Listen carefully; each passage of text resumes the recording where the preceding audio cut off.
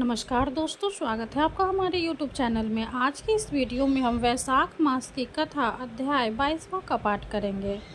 अध्याय 22 में हम पवित्र रोपण की विधि, महिमा तथा भिन्न भिन्न मास में श्री हरि की पूजा में काम आने वाली विधि पुष्पों के वर्णन के बारे में जानेंगे। तो आइए पाठ शुरू करते हैं। श्री महादेव जी कहते हैं, देवेश्वरी, श्रावण मास आने पर पवित्र रोपण का विधान है। इसका पालन करने पर दिव्य भक्ति उत्पन्न होती है। विद्वान पुरुष को भक्ति पूर्वक श्री विष्णु का पवित्र रोपण करना चाहिए। पार्वती, ऐसा करने से वर्ष भर की पूजा संपन्न हो जाती है। श्री विष्णु के लिए पवित्र रोपण करने पर अपने को सुख होता है। कपड़े का सूत जो किसी ब्राह्मण की काटा हुआ हो अथवा अपने हाथ में तैयार किया हुआ हो, ले आए और उसी से पवित्र बनाए। उपयुक्त सूत के अभाव में किसी उत्तम शुद्ध जाति की स्त्री के हाथ का काटा हुआ सूत भी लिया जा सकता है। यदि ऐसा भी न मिले तो जैसा तैसा खरीद कर भी ले आना चाहिए। पवित्र रोपण की विधि रेशम के सूत से ही करनी चाहिए अथवा चांदी या सोने से।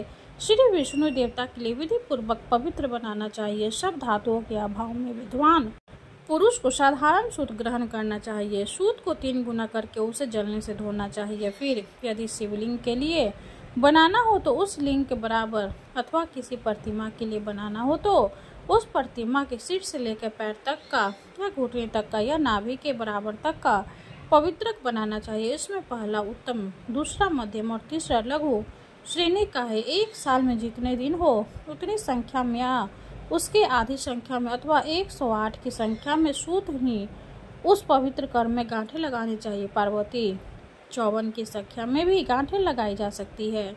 विष्णु प्रतिमा के लिए जो पवित्र बने उसे वनमाला के आकार का बना लेना चाहिए। जैसे भी शोभा हो वह उपाय करना चाहिए। इससे भगवान विष्णु प्रसन्न होते हैं।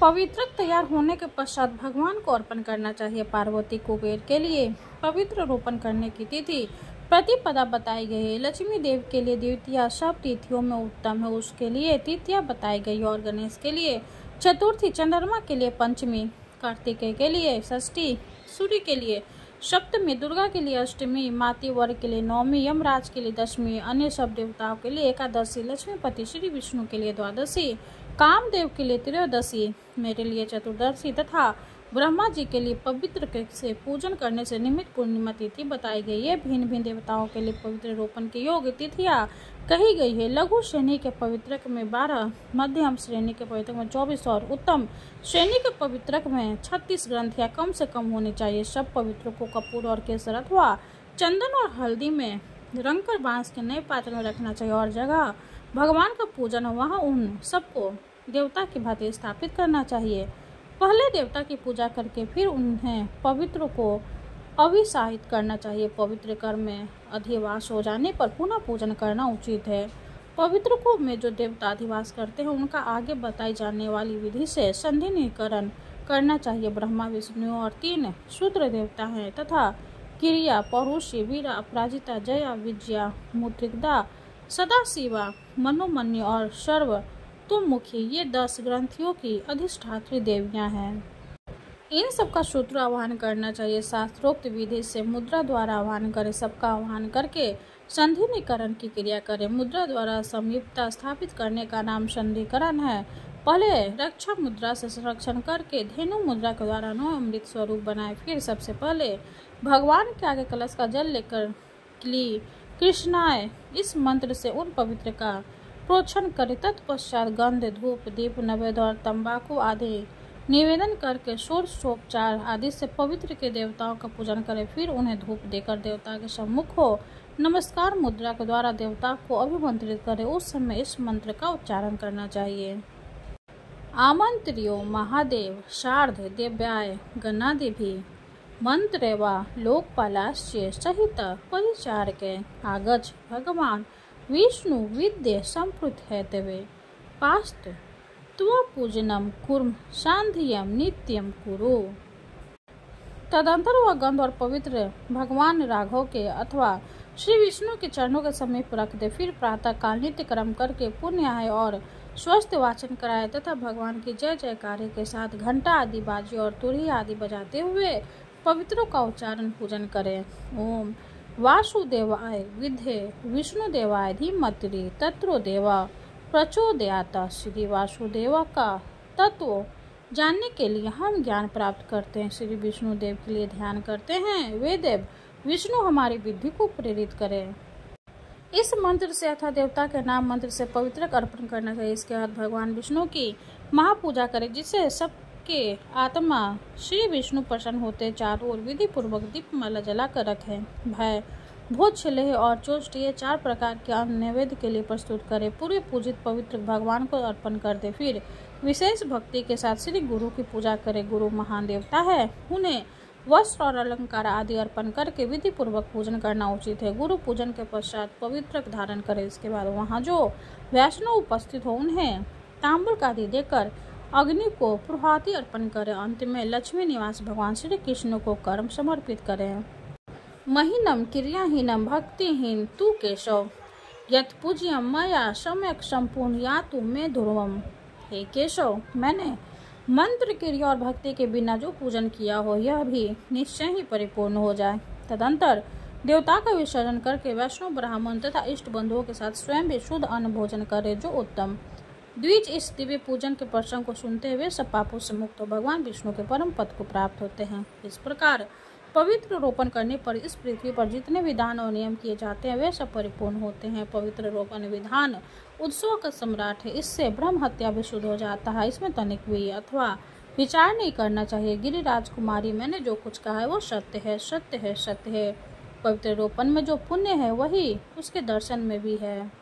महाभागे, यदि शूद्र भी भक्ति भाव से पवित्र रोपण का विधान पूर्ण कर ले तो परम धन्य माने जाते हैं। मैं इस भूतल पर धन्य कीर्ति करती हूँ क्योंकि मैंने भगवान विष्णु की मोक्षदायिनी भक्ति प्राप्त की। पार्वती ने पूछा, देवेश्वर विश्वनाथ, किस मास में किन किन फूलों पर भगवान की पूजा में उपयोग करना चाहिए और बताने की कृपा करें।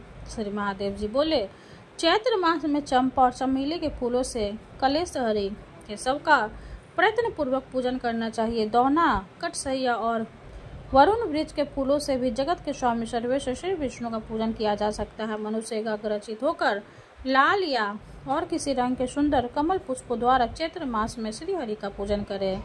देखी वैशाख मास में जबकि सूर्य विष राशि पर स्थित हो केतकी केवड़े के पत्ते लेकर महाप्रभु श्री विष्णु का पूजन करना चाहिए। जिन्होंने भक्ति पूर्वक भगवान का पूजन कर लिया उनके ऊपर श्री हरि संतुष्ट रहते हैं। ज्येष्ठ मास आने पर नाना प्रकार के फूलों से भगवान की पूजा करनी चाहिए। देवेश्वर श्री विष्णु के पूजित होने पर संपूर्ण देवताओं की पूजा संपन्न हो जाती है। आषाढ़ मास आने पर कनेर के फूल, लाल फूल अथवा कमल के फूलों से भगवान की विशेष पूजा करनी चाहिए। जो मनुष्य इस प्रकार भगवान विष्णु की पूजा करते हुए पुण्य के भागी होते हैं, जो सुवर्ण के समान रंग वाले कदम के फूलों से सर्वव्यापी गोविंद की पूजा करेंगे, उन्हें कभी यमराज का भय नहीं होगा। लक्ष्मीपति श्री विष्णु श्री लक्ष्मी जी को पाकर जैसे प्रसन्न रहते उसी प्रकार कदम का फूल पाकर भी विश्व विधाता श्री हरि को विशेष प्रसन्नता होती है। सुरेश्वरी तुलसी, श्यामा तुलसी तथा अशोक के द्वारा सर्वदा पूजित होने पर श्री विष्णु नित्य प्रति कष्ट का निवारण करते हैं। जो लोग सावन मास आने पर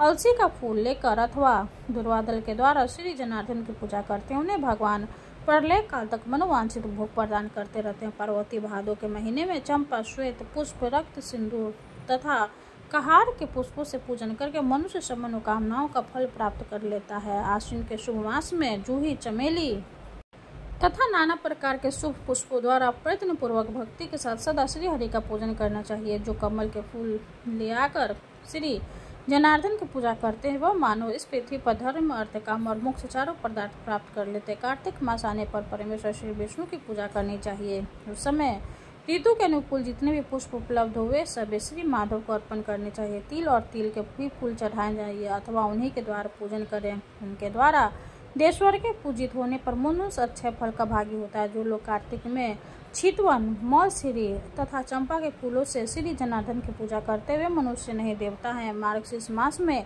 नाना प्रकार के पुष्प, विशेषतः दिव्य पुष्प, उत्तम नैवेद्य, धूप तथा आरती आदि के द्वारा सदा प्रयत्न पूर्वक भगवान का पूजन करें। महादेवी पौष मास में नाना प्रकार के तुलसी दल तथा कस्तूरी मिश्रित जल के द्वारा पूजन करना कल्याणदायक माना गया है। माघ मास आने पर नाना प्रकार के फूलों से भगवान की पूजा करें। उस समय कपूर से तथा नाना प्रकार के नैवेद्य एवं लड्डुओं से पूजा होनी चाहिए। इस प्रकार देव देवेश्वर के पूजित होने पर मनुष्य निश्चय ही मनोवांछित फलों को प्राप्त कर लेता है। फागुन में भी नवीन पुष्पों अथवा सब प्रकार के फूलों से श्री हरि का अर्चना करना चाहिए। सब तरह के फूल लेकर वसंत काल की पूजा संपादन करें। इस प्रकार श्री जगन्नाथ के पूजित होने पर पुरुष श्री विष्णु की कृपा से अविनाशी वैकुंठ पद को प्राप्त कर लेता है। इस प्रकार 22वां अध्याय संपूर्ण हुआ। भगवान विष्णु की जय हो। अब हम भगवान विष्णु की आरती करेंगे। ओम जय जगदीश हरे, स्वामी जय जगदीश हरे, भक्ति जनों के संकट क्षण में दूर करे। ओम जय जगदीश हरे, जो ध्यावे फल पावे, दुख बिन से मन का, सुख शांति घर आवे, सुख शांति घर आवे, कष्ट मिटे तन का। ओम जय जगदीश हरे, माते पिता तुम मेरे, शरण गहूँ में किसकी, स्वामी शरण गहूँ में किसकी, तुम्हें बिने और न दूजा, तुम्हें बिने और न दूजा, आस करूं जिसकी। ओम जय जगदीश हरे, तुम पूर्ण परमात्मा, तुम अंतर्यामी, स्वामी तुम अंतर्यामी। पारे ब्रह्म परमेश्वर, पारे ब्रह्म परमेश्वर, तुम सबके स्वामी। ओम जय जगदीश हरे, तुम करुणा के सागर, तुम पालन करता, स्वामी तुम पालन करता। मैं मूरख खल कामी, मैं मूरख खल कामी, कृपा करो भरता। ओम जय जगदीश हरे, तुम हो एक अगोचर, सबके प्राणपति, स्वामी सबके प्राणपति। किस विधि मिलूं दया में, किस विधि मिलूं दया में, तुमको मैं कुमति। ओम जय जगदीश हरे, दीन बंधु दुख हरता, तुम ठाकुर मेरे, स्वामी तुम ठाकुर मेरे।